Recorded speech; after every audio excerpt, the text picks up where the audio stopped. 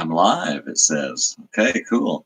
Let me get together here on Instagram. Gosh, I haven't done this in a while. It was long ago live on Instagram. I have forgotten. Can you believe it? Peach Geek, hey! Oh, King of Arkansas. Okay, I'll take it. Let's see. I don't do this often enough, obviously. My goodness, I used to do live streams on Instagram a little bit. There we go.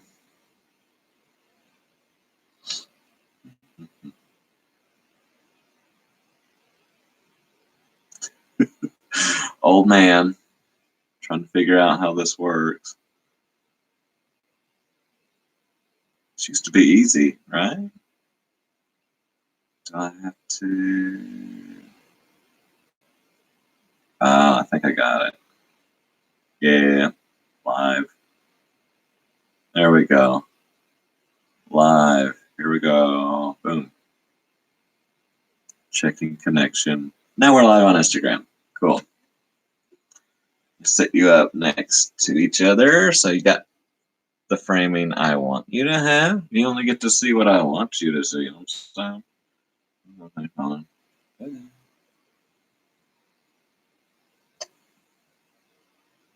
I? There. Now I'm live. Hey, Instagram. Hey, YouTube. We're all here together. Oh, gosh. So today, see, I had been for a couple of years thinking, I'm going to make a little box with some stuff to have a big giveaway on my 10th anniversary day. And, you know, it snuck up on me. I guess I've got some good excuses. We are facing a pandemic and all. Oh, anyway, so yeah, 10 years. I feel like YouTube grandpa, you know. YouTube people kind of knew what was going on YouTube in 2010, but gosh, it was such a smaller community then, you know, and it's just such a different place altogether. Anyway, but anyway, so I don't have anyone on Instagram yet. Peach Geek, what do we want to talk about? Oh, there we've got. Hey, Valerie. I've got Instagram over here and YouTube over here going all at the same time. Tell you what, this webcam that you guys on YouTube are seeing, it's not great. It's time for an upgrade for sure. This iPhone is looking a lot better than what this webcam is putting on. I'm hoping the sound is good on my laptop on YouTube. I plugged in my fuzzy mic here. Whoa. I'm just using the camera as a stand for it, but hopefully you can hear me a lot better than what the internal camera mic would have done. Well, yeah, so 10 years. I started out, you know, I was a stay-at-home dad of 2 when I kind of quit my day job, and Jamie and I switched spots. And hey, Margaret. And so Jamie and I switched spots. She was staying home with the 2 kids, and I had been youth pastoring, and I had given that up a little bit earlier. Still teaching elementary school. No, wait, is that right? No, I quit teaching first.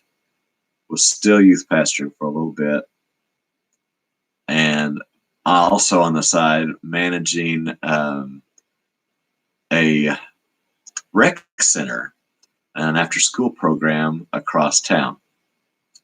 So I had a lot going on.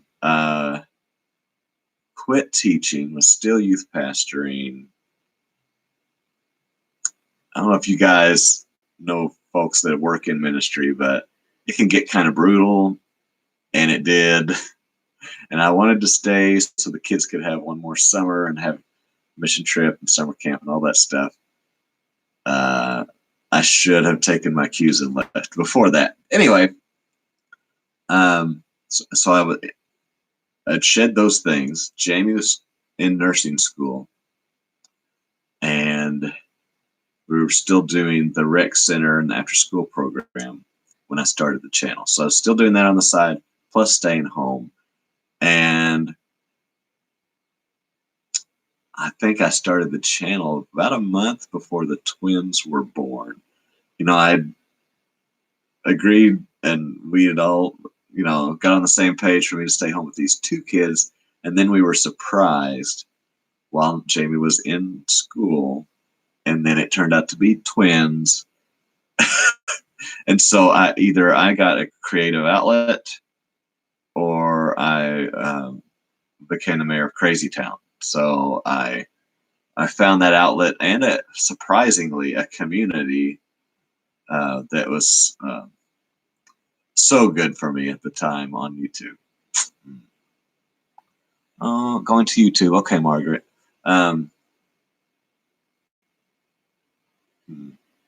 But yeah, staying home with, let's see, at the time, a 4-year-old, a 2.5-year-old, and then two twins that weren't quite a year old. I needed something for myself. And this is something that, it's a project that you don't just leave out on the table and for someone to destroy it, or you can leave it alone for a while. I was trying to go back to making pottery like I did in college, and I just you can't leave it sitting for 2 days if you're busy. It dries up, or little hands get in it or something. So this ended up being the creative outlet that I could leave it sitting. It wasn't going to get ruined. And plus, it was social, which was such a pleasant surprise to me. Missouri, Arkansas girl joined. Hey, why did Missouri people say Missouri? Maybe we should say Missouri, because the Missouri people say Missouri, and they should know, right? I don't know. So yeah, it's been quite a ride. Yeah, you guys have any questions for me? While you think about that, I see Peach Geek's got a few things. I need to address that. Hey, hello, Derek. My high school best friend joined in. Thank you, sir. Let's see. Peach Geek wants to talk about Beards Tech dinner dishes, or just sing. Okay, I can do it all apparently. Yeah. Hello. So yeah, tech. I'm the last person you want to talk to. I just barely got these. You could see how I struggled getting this live stream on Instagram going. Wow. Yeah, but I it's kind of like my Volkswagen mechanics. What I have to figure out, I can talk about. Otherwise, I'm not great at it. I have to kind of learn what I have to keep it going. So I'm up to a Canon T7i for my main camera, and you saw if you were here, the fuzzy Rode mic is my regular go-to. So we kind of upgraded since the early days, and then I've got a GoPro Black, a 7 Black, that is kind of a secondary camera. I'm trying to do kind of a set it up and then do my handheld or my main camera. That way, the way I usually do a lot of videos is hey Gina, thank you. I get a lot of B-roll, and then I'll, if I'm interviewing someone, I'll set it up on the tripod and we'll talk to the main camera. And the B-roll is really important between cuts to kind of make it not be so jerky from boom, boom to one scene to the next. So the second camera, I'm kind of filling in like I do the B-roll. So I can switch camera views, throw some B-roll in to kind of keep it from being all weird. Like, you know, you've seen those jump cuts where someone's talking and they said and they went back and cut out, and then it cuts over, jumps ahead in time a second or two. That's kind of weird. So that's where the GoPro's coming in. Plus, the reason I got the GoPro is for my show that I'm really trying to get going here, the test drive show. My next guest is really exciting. She's a really cool person. She's busy, and it's been hard to get our schedules together. And then you've got to also, with the test drive, if you don't know, the test drive show, I've shot one so far. I test drive a car that I find for sale online. And so I'm helping the seller to get the word out by making a video about it and putting all the info and letting everybody see all around and inside of it. But at the same time, I'm interviewing someone that's really interesting that also hopefully has a following. And so all three of us sharing together, we promote each other as people. We help promote that car that's for sale. And I really want to get cars that have a character, you know what I'm saying? So it's going to be really fun. This year I've got 3 or 4 ideas I'm trying to launch, and I've learned finally, you know, after 10 years, not to beat myself up about it. Let it launch when it is going to launch. It's, you know, I've got 2 teenagers, 2 4th graders, and we're up to 2 sheep and a goat, and I don't know, 2 dozen chickens and a house pig and 2 big dogs and a turkey. You know what? If we're surviving and I put something out into the world every now and then, I'm doing good. I'm not going to beat myself up, and it'll happen when it happens.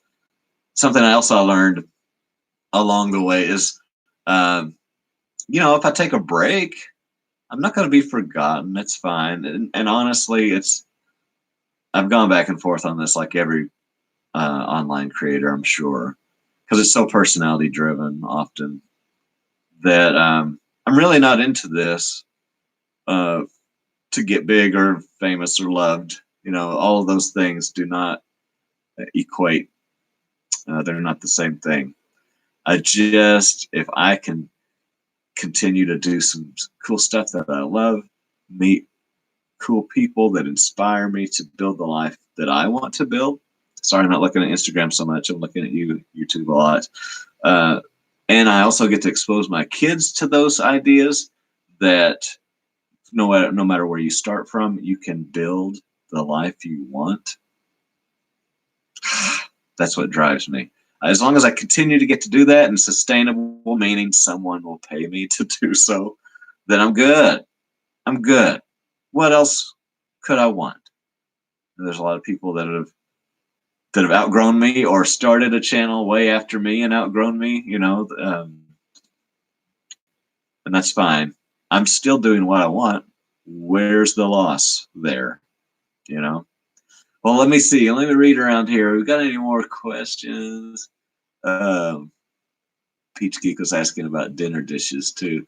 I'm still obsessed. If you've been following along forever, for a long time, still obsessed with vintage restaurant wear, that chunky staff. You know, a lot of times it's got the green stripe thing going on around it.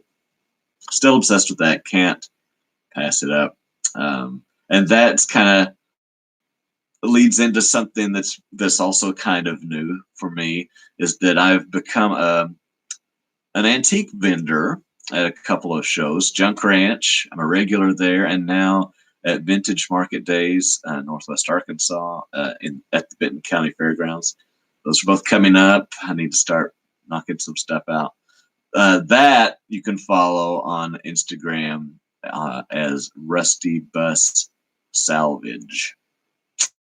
So yeah, my love of old stuff and collecting and the hunt, I think I'm finding a more healthy way to do it besides just hoarding. and I find it. It's a thrill. I let it go. That's a generational thing in my family that has not been a thing. We for the I can think back 2 generations that we love old stuff. We love to find old stuff. We get a thrill out of the hunt, and then we keep it forever. And so I'm trying to go a little more healthy route than that.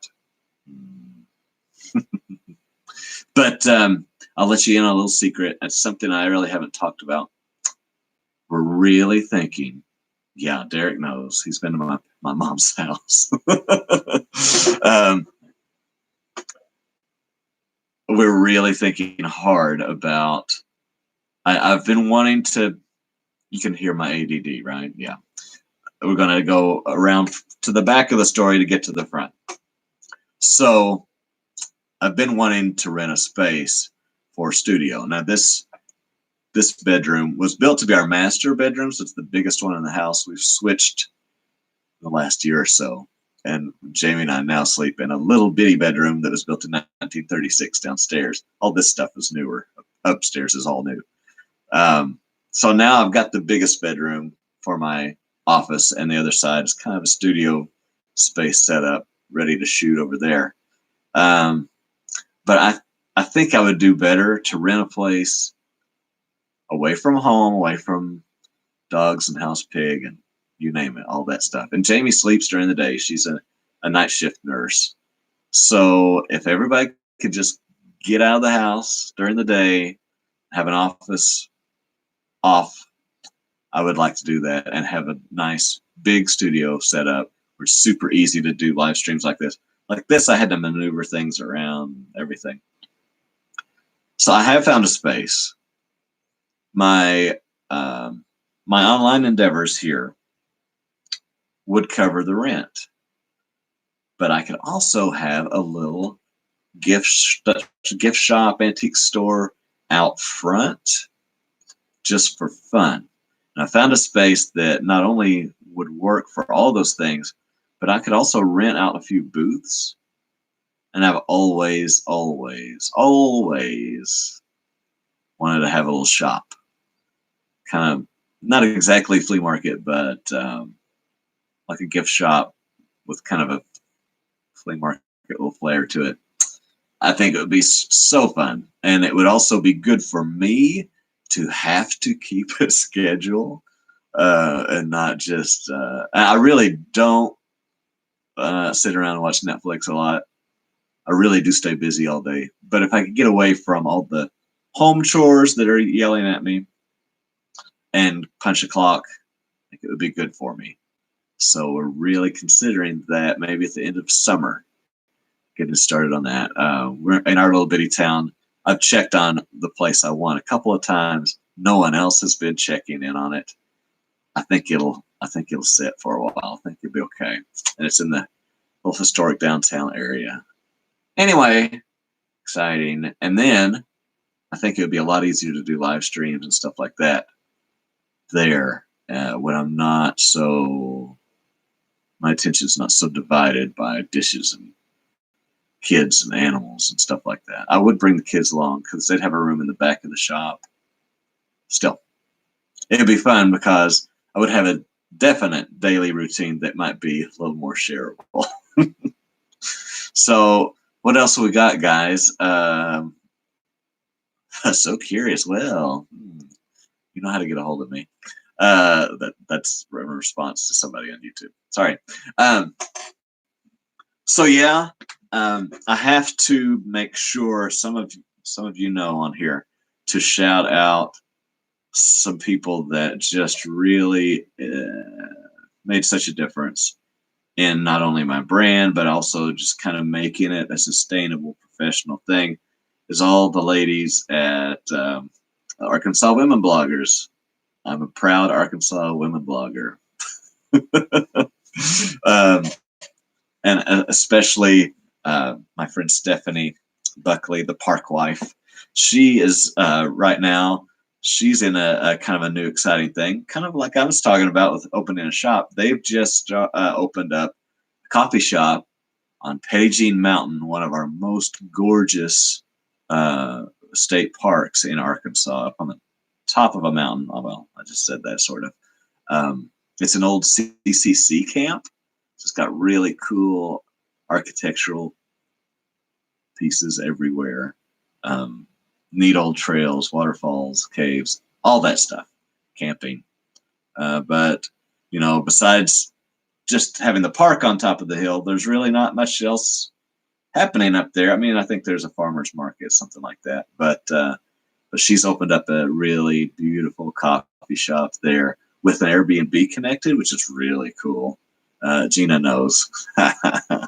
Aw, yeah, Gina is one of our Arkansas women bloggers, my sisters. I always just told them, hey, okay, just I'm cool with this. You know, it's good because I'm gonna stand out. For a long time, I was the video guy amongst that group, and I was the guy. And if they needed, you know, a man's perspective or a job needed a guy or a dad, I was a pretty easy choice for them. Anyway, that community, having people in real life to interact with, has really, gosh, meant so much, and brought me a whole lot of business, really, too. So many great resources with that group. Yeah, but then let me try to think of some highlights. You know, so for 6 months, I was national Little Debbie brand ambassador. That was insane. That was really fun. Kind of as a New Year's resolution that year, it's been a couple of years now, I kind of sat down and listed some brands that I actually loved and wanted to work with, and thought, you know, hey, we'll just, it doesn't hurt to just look into it and kind of start to follow these people intentionally, figure out what their language is like and what they're about. And like a week or two after I started following Little Debbie's stuff, they put out a thing that they were looking for brand ambassadors. And so I applied, and I guess I was the only YouTube person. It didn't matter that my following wasn't ginormous. They were just trying something out. So for 6 months, I made them a piece each month, and I just got to dream up what I wanted to do and just send an email saying what kind of Little Debbies I wanted and how many. I basically got paid in Little Debbies.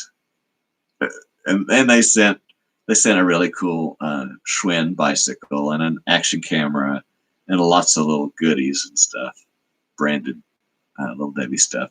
But I thought that would be really fun, and just, you know, just to have it on my LinkedIn is a cool thing. But that was really fun. Our last one, I don't know if you saw the last video I made for Little Debbie. I got together with a baker that's local here in Northwest Arkansas, and I said, hey, I want to just have a party. I want you to make a wedding cake inspired by some Little Debbie treats of your choice. And we'll just invite people to come just to eat cake. You know, God, well, how cool is that? You know, hey, Ben Armstrong. He's a blast from the past. We were along with Peach Geek, worked together on some stuff for Rhett and Link a long time ago. But yeah, so the last Little Debbie video we made a wedding cake with a bunch of Swiss cake rolls. It was, the cake itself was inspired by those flavors, and then she wrapped the cake in Swiss cake rolls and strawberry shortcake rolls. And then we just invited everybody we knew and said, hey, we just need some people to come eat cake, you know. Easy sell. But the thing is, and I'll have to put a picture. I think I feel safe about it now. The baker had sent, like, she emailed me, hey, I need 12, she said cases, and I was thinking boxes, and I know she meant boxes. 12 of each, or maybe 6 of each. There was a 12 in there somewhere. And I just copied and pasted her message and sent it to my Little Debbie contact. Well, I got like 12 or 24 cases. cases. We're talking like, I don't know, 10 to each box or something crazy. I'll have to share the picture. My kids, the UPS man, it was like almost Christmas time, and he was running his legs off anyway. But I helped him carry the stuff onto the porch. My kids couldn't look over the stack of little Debbie boxes, cases rather. Big distinction between boxes and cases, I found out. But nobody at Little Debbie blinked an eye. Nobody said, "Are you sure you need that many?" They just sent it, no questions asked. It was amazing. Wow. And now that I think back, I wish I would have asked for more things that I wanted, that were, even if it was insane.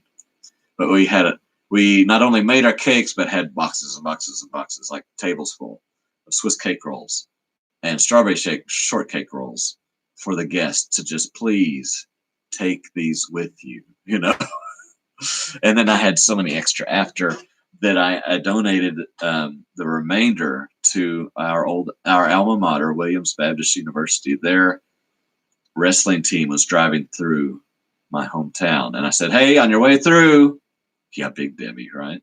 "On your way through, I'm giving you these boxes, but don't credit me for them. Don't tell anybody where you got them." Oh my gosh, I felt guilty because that was so much. It's way too much.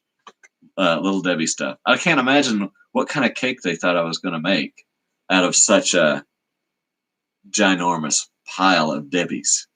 Hey, Eddie. Oh my gosh. I'm looking over there because I'm looking on I've got the webcam and everything hooked up to the big TV that I look at when I edit so that I can read better because I'm old. I'm going to be 45 in July. 45. I found an eyebrow hair turning silver the other day. Let alone that half of my eyebrows have fallen out, and now I'd have to do a comb over eyebrow to have eyebrows. Like from here over, they're gone. And the ones that are left don't know when to stop growing. I mean, you've got to die of something, but it's not going to be eyebrows. Why does that need to happen? Anyway. It's all marketing. Yeah, you're right, Peach Geek. Well, let's see. I started out doing a lot of stuff with my kids because, geez, with a 4 or 5 year old, 2 or 3 year old, and like 1 year olds, where I was really creating a lot of kid stuff. I couldn't get out of the house or walk away from them or do anything without them that much. So I was doing a lot of kid stuff. And I got to feeling like, you know what, that's not really, I know, it's cute kids are a good way to get views, but that's not what I built this thing for. And plus, my kids eventually, their story they're going to want it to be their story. They're going to outgrow this. Then what am I going to have? So I started, and plus I felt weird about anybody on the internet could just get obsessed about my children, So I started to feel weird about it. So I started to kind of, definitely bring my kids along, expose them to these cool opportunities I'm getting, but not make it about them, A lot of families out there on YouTube do it well and protect their kids, but I've also heard some stories from people that really struggle with it. But then again, now that's how they make their living, so it's real hard. They kind of have to continue, but at the same time, they have to be super careful because it's scary. Hey, Shara. Weird. So I kind of steered away from being that dad blogger, and started to kind of focus where, I love so much. There's so many things that I'm all over the place. And I had to figure out, I need to make everything kind of point back to a central idea so that when I do this random stuff, it still makes sense to belong to this same brand. So I've really focused since on the idea that wherever you are in life, whatever you've been given, you can build your life in the direction you want it to go. You can make the life you want. Uh, progress is progress is progress. I was a special ed teacher for years, and that's one of those things I learned for sure in those years. Progress is progress is progress. Don't sweat it. If you're moving forward, you're doing great. Um, and yeah, feel like I've been inching along these 10 years and there are some things I could have done deliberately to grow more, but I had to put these kids first, and I don't regret it, not one bit. So yeah, going back to that central idea, that's where my tagline, life is what you make it. Let's get our hands dirty, kind of comes from. I really want to kind of drive that home with everything I make. And plus, it just makes sense that I get to make a more diverse content if it really still at its core is about the same thing every time. So, yeah. Hey, Beth. A lot of my Arkansas women bloggers are here. I'm mostly on Instagram. We've got Gina here on YouTube, though. Y'all, I'm sorry about the YouTube. This webcam is kind of sucky. Instagram, I'm thinking, is looking a lot better because it's my iPhone 11. Or, no, what is it? I don't know. It's my iPhone. What else should we talk about? The World Championship Squirrel Cook-Off that I got to be judged for. That's on a world. That's like global level. World Championship Squirrel Cook-Off, by the way. With that, I got to meet one of the people I grew up watching on our state PBS station. These two people worked for, I think it was Fish and Wildlife Management Department, something like that. They had a show that they would cook meals based off of some stuff that you could harvest and hunt here in the natural state in Arkansas. And I got to meet, oh gosh, now, what's her name? Phyllis? John and Phyllis were the host of that cooking show. She cooked and he tasted and talked. So that was really fun. I got to meet kind of an Arkansas PBS legend when I was one of the judges at the World Championship Squirrel Cook-Off. It was amazing. And that same day, interesting fact, my daughter was a big fan, still is, of Rosanna Pansino. She was on a tour around the country with her new line that she was selling at Michael's and at Walmart. She had a lot of baking kind of stuff. And Rosanna Pansino of Nerdy Nummies, that's the channel, Nerdy Nummies, brilliant idea, was in Bentonville the same day I was judging the World Championship Squirrel Cook-Off. So swung by there and met Rosanna. My parents took my daughter home, and then I continued on in Bentonville at the World Championship Squirrel Cook-Off. But Marcy Junebug, thank you. Thank you for being here. She was just featured in a national Volkswagen magazine. She's got a great channel, by the way, MarcyJunebug. Marcy Junebug. She is super creative. She's a junker like me, a whiz with a welder, which I wish I could. I need to figure that out. She does.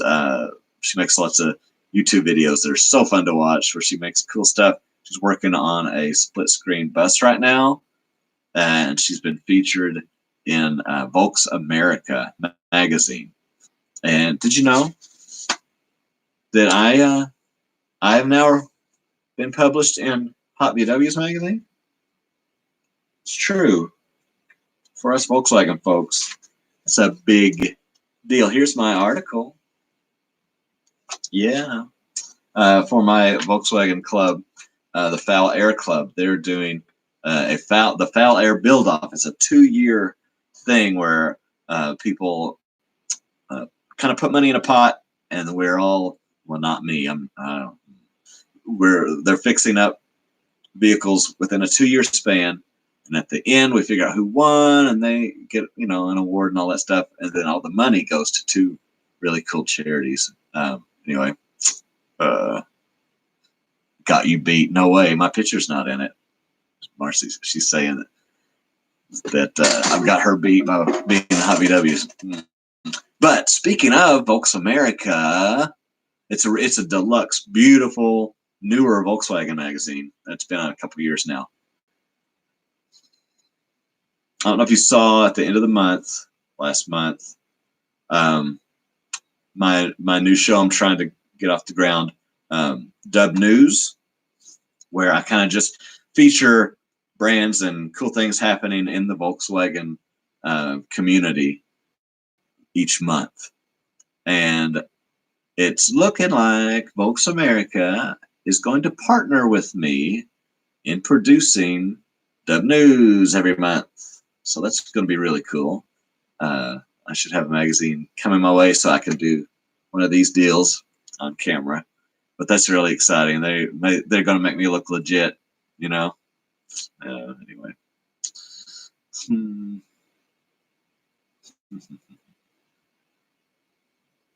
Anything else we should talk about, y'all? I feel like I'm rattling on. But y'all are still here. I'm surprised. I feel like I'm pretty boring. I mean, I don't have a problem talking about myself, Hey there's Claire. Hey, Claire. Thanks, Marcy. Yeah. Okay, so Marcy Junebug is her channel. She didn't used to show her face ever. And I don't know if I had anything to do with it, but I'm like, you are so talented and cool. I know it's scary, you can talk and you can show your face. And I think it's worked well for her because, a lot of this stuff, this social media stuff, this new media, it's really a lot about people feel like they know the person on the camera.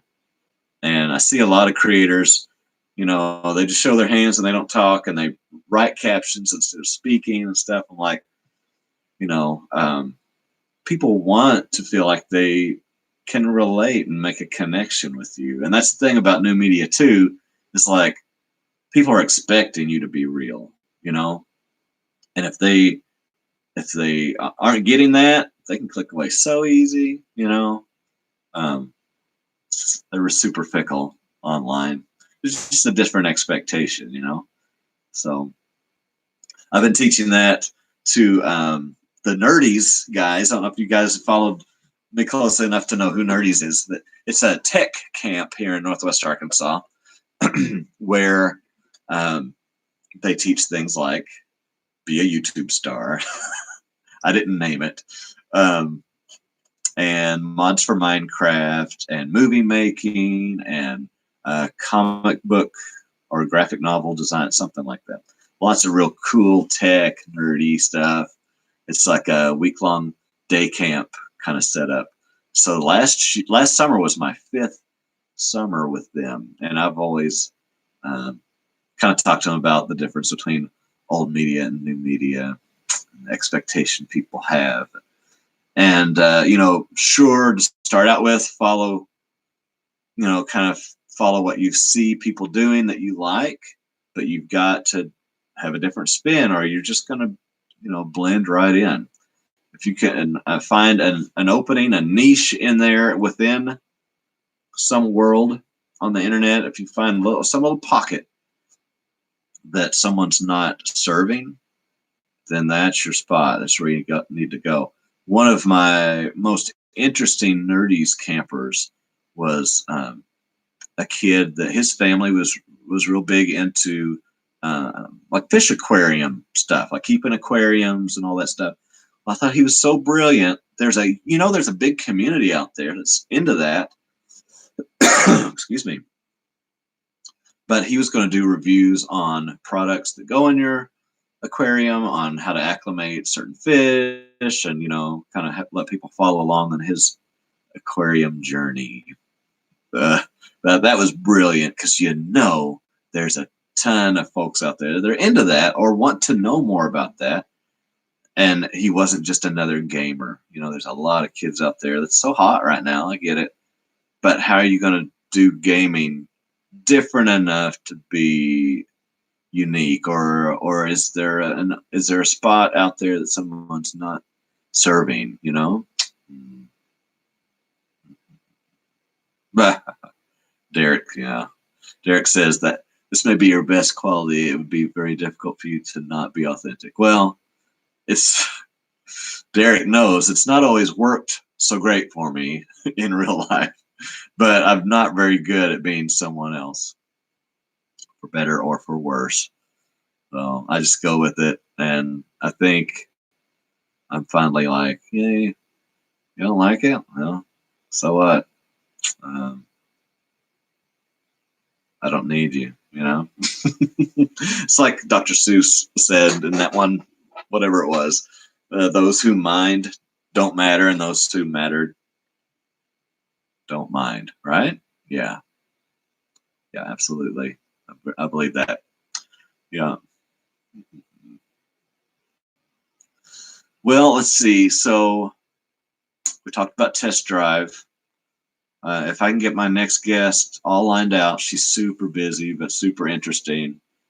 Um, that's going to start rolling out, and I've got the next guest after that lined up, and their schedule is a lot easier to work with. But I want to get the first one I asked out first. I just feel like, I don't want to step on any toes or make her feel weird about her big schedule.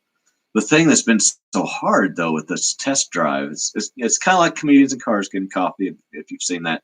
So it's a talk show in a car, basically, and I'm helping somebody to sell a car that they've listed online. If you're new to our conversation, but it's been so hard to get people to go along with it, because it's like, hey, I'm a stranger from the internet. I don't want to give you any money for your car, but can I drive it with my friend, and we'll shoot some video and show some more strangers on the internet. Sound good? It's been really hard to find people that can kind of get on board with that idea, but there are a couple, and one guy actually seems to have a little side gig where he just picks up cars and sells them online a lot. So I think he might be a good source to kind of keep some cars coming. I really don't want to get super nice, perfect cars. I really need some grungy ones that are just going to be fun. Obviously that's my jam, if you know anything about what I like. But, oh, Beth says her Arkansas accent is too thick. And, maybe I've kind of tailored mine a little since I've been online. I don't know. Anyway, yeah. But I know that's the thing. Like, people are always like, "Oh, I don't like my voice." Well, nobody likes their voice, but if you hear it enough in the editing dungeon for hours, you kind of figure out what you don't like. And hey, if you don't like it, why not just give it a little nip and a tuck here and there? You know what I'm saying? I don't know. Yeah. So Derek's saying cars with personality. I think the tagline for that was, what is it? Used cars, fresh guests, something like that. Fat Frog Farm. Hey, thanks for coming. Oh, you're good at being Mr. Rogers. Thank you. I've always loved Mr. Rogers deeply. I know everybody loves Mr. Rogers, but I like to think I love him more than most. Just I grew up in the 80s with pretty severe ADD. I feel like it was. I really wasn't treated. My parents didn't want me to be labeled, so it really, everything wasn't tailored the way I feel like now it should have been, since I've been an educator and all that stuff, now that I know. So it was pretty tough, and I felt like everywhere in my life people were saying, if you could just be a little more, that'd be great. And Mr. Rogers always drove home that he liked me just the way I was. I made every day a special day just by me being me. Wow, did that hit home? Whew, still does. So I always loved Mr. Rogers. There's a photo I may have shared a while back that even, Halloween and in college before this Mr. Rogers craze, lately, I was dressing up like Mr. Rogers back then even. And I think that's part of why I went that I got my bachelor's degree in elementary education, is that I really needed to work out those demons of me just never quite being enough. And, what happened there? And I figured it out. I got to work with some of my old teachers before they retired. And I got to see, really their hands were tied. They didn't have the ability to do all the things that were appropriate for me. So, and everybody was trying to figure out learning disabilities and how that's different from other special ed back in the day. Now we get that kids with learning disabilities have an average or above intelligence. It's just the outcome doesn't speak to that. Anyway, I could go on that forever, honestly. Anyway, let's see. I so appreciate y'all here. I feel like I've kind of beat myself up in the last year or two that I haven't been community minded enough with y'all. But gosh, it's just so hard to juggle all the things I'm doing. I've got this new antique business stuff running. I'm basically a taxi service for these kids. I've got 2 teenagers in middle school, one that will be in high school next year. Crazy. Just got a lot going on, and I'm just trying to keep my head above water. But, a lot of times I think, I'm only making sponsored stuff. I need to make stuff for fun, stuff that my people subscribed, make the stuff they subscribed for, yeah, but I'm just doing the best I can, and it's just going to have to be good enough. I'm really encouraged that I've got so many people here. I feel loved, so I appreciate that. What should we talk about, y'all? I'm trying to look here. Talked about Little Debbie. Talked about Mr. Rogers. That Mr. Rogers stuff is kind of twofold. My friends that do hair and makeup for commercials and TV and movies out of their Airstream, so cool. I wanted to do an Only in Arkansas about them for a long time, and I was like, I don't know, it just didn't. There wasn't the right spin quite yet. And then when I started to collaborate with our state PBS affiliate, it was AETN then. Now, by the way, they go by Arkansas PBS. They just made the switch. Once I started to collaborate with them on some stuff, they needed me to kind of talk about their sweater drive and the libraries around the state of Arkansas, the Mr. Rogers Neighborhood Sweater Drive. And so I'm like, here it is. I will go to a library that successfully does the sweater drive, and I will meet my friends to make me over as Mr. Rogers. So that was cool. I got to do a video for Arkansas PBS Facebook page. Made that to talk about the sweater drive, and while I was there, made an Only in Arkansas. So I was like, double time on everything, but somehow I got it all to work out. Anyway. But that meant a lot. It was cool. Kind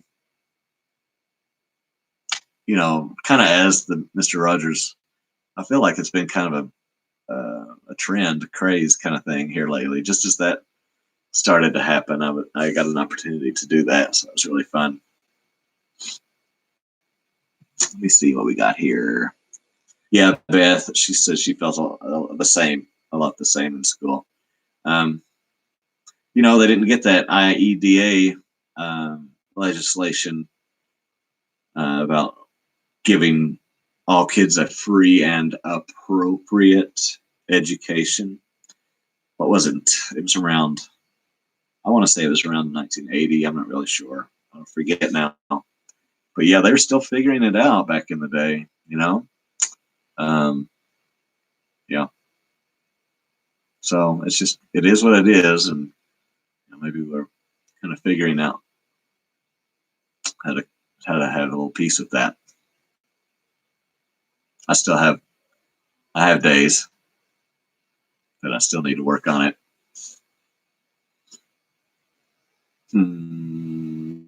So coming out for this month, the next only in Arkansas, I got to visit a lumber yard.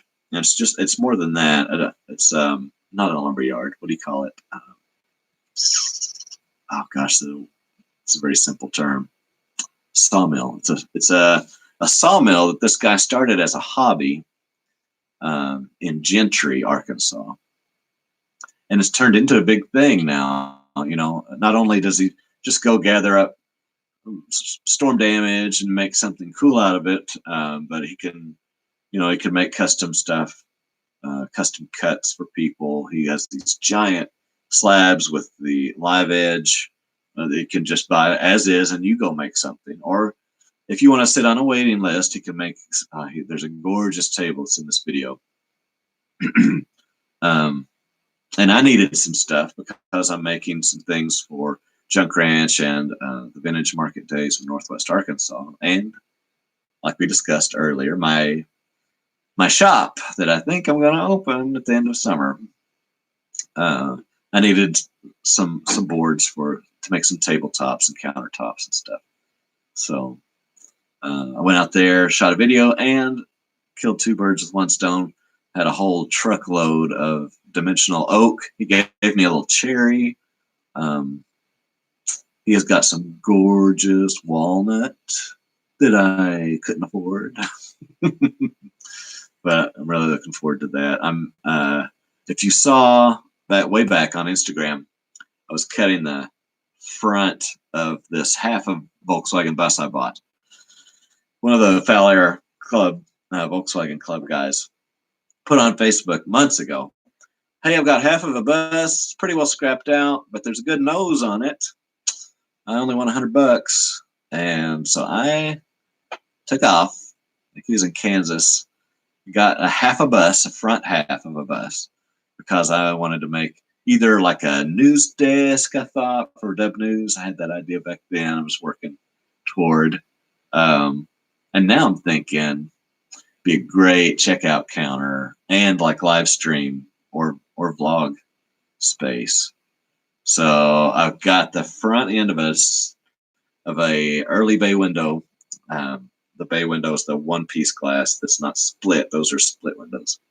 It's a 70 or 71. It's a deluxe, so it's like mustard yellow with white and chrome trim down the side. It's really cool. I've got the front cut like I want, and now I'm trying to add some structure. And from the sawmill I went to, Old Loggin Sawmill, I bought 2-inch thick oak boards for the tabletop. It's going to be freaking heavy. But I've scrapped a few pianos and I've got major heavy duty casters that ought to be able to handle it. Yikes. It's going to be super cool. It's like patina just right. I just need to find some headlights that don't have to work, and then the little fresh air grill that goes up front. It's been scrapped out to somebody else. I sure wish I could find one to match, but we'll see. Anyway.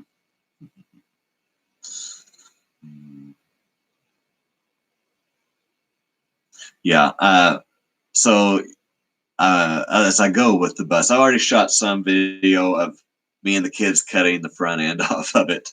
I'm stocking up some video of the process, and I don't know if I'll make a little series. Knowing me, I'll just be like, take months and months and months and months and months and make a 2-minute video. That's the way I roll.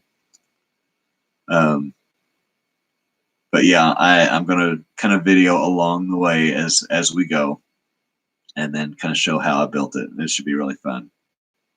But you can go back on my Instagram and see me sweating, cut the front of that thing off. Oh my gosh. Now I've learned what I should have done. So the next time I need to cut the nose off of a Volkswagen bus, it should go better. You know, what else do we want to talk about? How long have we been at this? Ooh, almost an hour. You know, usually I don't do very good at these because I run out of stuff to talk about. But turns out I can talk about myself today. It's not an issue. So, what else should we talk about? What was big? Some of you probably remember that that have been around a while that I became acquainted with Rhett and Link pretty early in my YouTube career. If you don't know Rhett and Link, they have really taken off with their show Good Mythical Morning. It's a morning show every weekday on YouTube, and they've been